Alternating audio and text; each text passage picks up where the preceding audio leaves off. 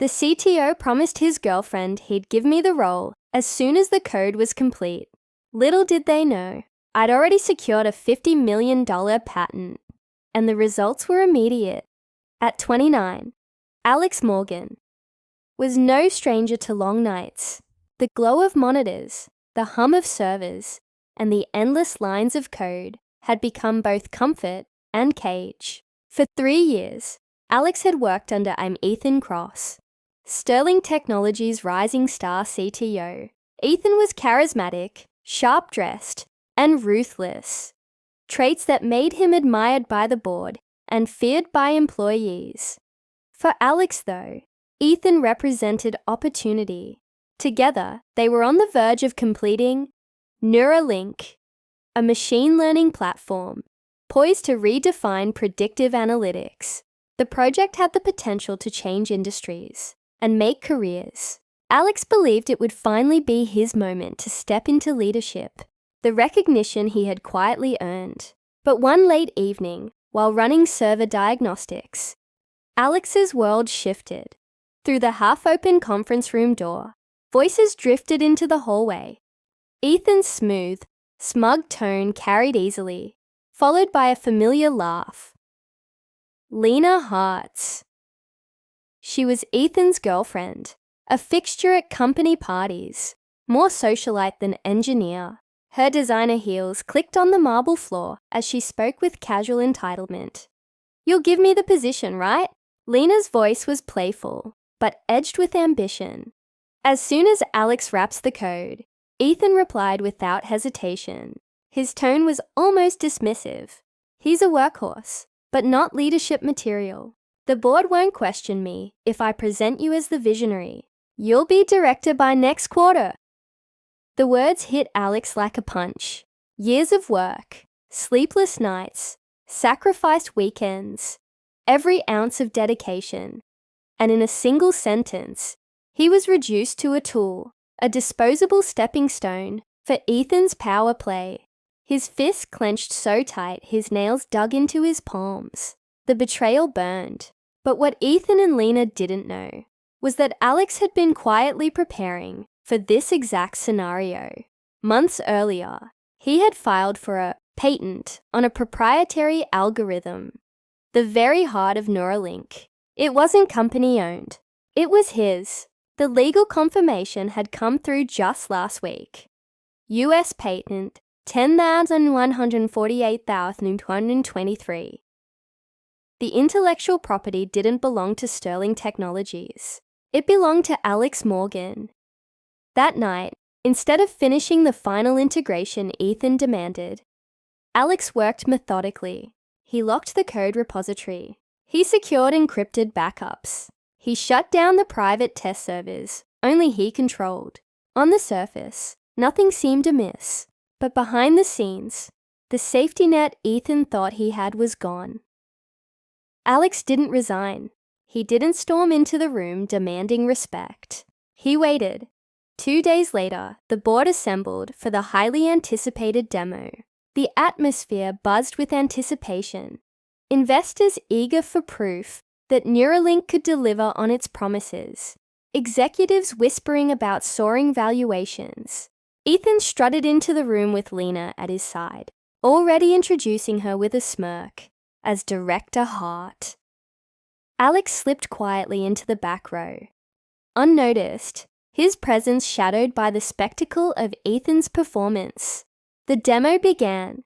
Ethan's fingers glided over the keyboard with rehearsed confidence, the screen coming alive with charts and data flows. Investors leaned forward. This was the moment Sterling's future hinged on. Then the interface froze. One moment, Ethan said, forcing a laugh. His fingers flew across the keys again. Error messages filled the display. Warnings, failed authentications, missing system files. The board murmured. Investors shifted in their seats, unimpressed.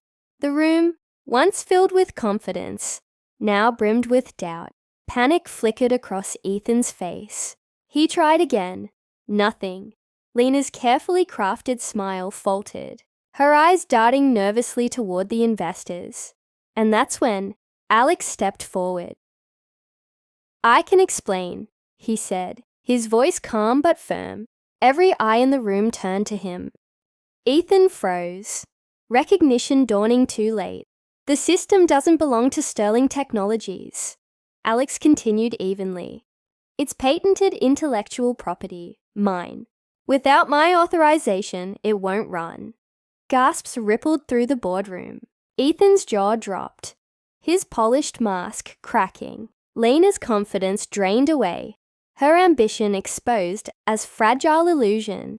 The board chair, a steely woman named Marianne Gray, narrowed her gaze. "Show us proof." Alex stepped forward and placed the patent documents on the table. The embossed seal glinted under the fluorescent lights, carrying more weight than 1,000 words. Silence fell, heavy and final. What began as Ethan's moment of triumph had transformed, in a heartbeat, into his unraveling. And Alex wasn't done yet. The fallout began immediately. The moment Alex placed the patent documents on the table, the mood in the boardroom fractured. The board members exchanged sharp glances, whispers escalating into open questions. Ethan's polished confidence disintegrated under the fluorescent lights. Lena's smile had already slipped, leaving only the faint trace of panic in her eyes. "Sterling Technologies does not own Neuralink," one of the investors asked sharply, leaning forward in disbelief. Alex shook his head, his voice steady. "No, the core algorithm is protected under my patent. Every predictive model, every neural pathway, it's mine, legally. If Sterling wants to use it, you negotiate with me, not with him." The words landed like a gavel. The room descended into chaos. Phones buzzed with frantic calls to legal teams. Lawyers scribbled furious notes in the margins of contracts they had assumed were airtight. The board chair, Marianne Gray, remained stone-faced, her gaze fixed on Ethan, as though dissecting a specimen. Ethan's face turned ashen. For years, he had leaned on charisma to bulldoze obstacles, flashy presentations, confident jargon, bold promises. But charisma couldn't override federal patents. The glossy exterior that had dazzled the board cracked. Exposing desperation beneath, he tried to recover, forcing a laugh that rang hollow. "This is a misunderstanding. Alex is exaggerating. The algorithm is mine." Alex interrupted, his tone sharper now. He tapped the embossed seal on the patent documents. "This isn't exaggeration. It's law." The silence that followed was suffocating. Lena cleared her throat, trying to step into the void. "I had no idea," she said quickly, her words sugar-coated. "I was only here to support Ethan. I never asked for—" But the board members weren't listening. They were already calculating damage. Timelines shattered, contracts endangered, investors restless. For them, Lena was an afterthought, a distraction in high heels. That day marked the beginning of the unraveling. By the end of the week, whispers of internal turmoil leaked into the market. Sterling Technologies stock dipped 12%. Analysts calling it a crisis of leadership. Ethan scrambled for damage control, interviews, memos, urgent reassurances. But the board had already convened a closed-door session. The consensus was brutal. They wanted stability, they wanted ownership, and they wanted Ethan gone. Yet Alex didn't see this as an opportunity for vengeance. He saw it as a chance to reset the balance. When the board invited him for private discussions, Alex arrived not with grandiose speeches, but with meticulously prepared documents. He didn't demand their allegiance or gloat over Ethan's downfall. Instead, he presented an alternative, a roadmap that could salvage Sterling and secure his own position. "Neuralink stays under my control," Alex began. His tone was professional, not triumphant. "But I'll license it to Sterling under strict terms, profit sharing, compliance oversight, and full transparency." No backroom promises. No nepotism. The room was silent. Every eye was fixed on him, weighing his words. Unlike Ethan's smoke and mirrors, Alex's proposal was grounded in numbers, law, and vision. He explained the licensing structure, projected revenues, and scalability potential. For the first time, the board wasn't being dazzled. They were being convinced. Several investors nodded slowly. One of them whispered, "This could work." By the end of the meeting, preliminary contracts were drafted. Licensing Neuralink wasn't just survival, it was rebirth. The projections painted a future where Sterling could still lead the industry, but this time without the rod of Ethan's ego-driven leadership.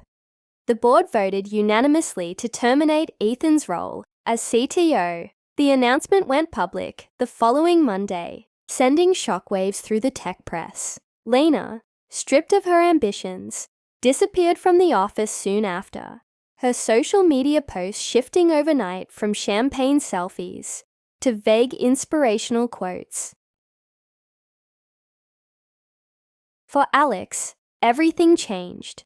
He was no longer the invisible coder hunched over glowing monitors. He was the architect of a technology now valued at 150 million sats twice, the owner of intellectual property that shifted the balance of power in Silicon Valley. Invitations poured in, from investors, from competitors, from journalists eager to capture the story of the quiet engineer who had outplayed a corporate titan. Weeks later, at a press conference, cameras flashed as Alex stood behind a sleek podium.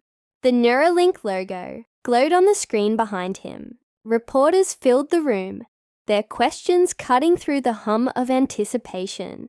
"How does it feel?" one asked, "to hold a $50 million patent that changed the fate of Sterling Technologies?" Alex smiled faintly, pausing just long enough to let the weight of the question settle. "It feels like justice. Technology should reward those who build it, not those who steal credit for it." The crowd erupted in applause. Another reporter, sharper, called out from the front row, "And Ethan Cross, what's your message to him?" Alex hesitated only briefly, his eyes narrowing with measured calm. Then he answered with quiet precision. "Ethan once said I wasn't leadership material. He was right. I'm not interested in managing egos. I'm interested in building legacies. And sometimes, the best leadership is proving that betrayal doesn't end your story. It rewrites theirs." The words landed with finality. The cameras captured them, replayed them, quoted them across headlines.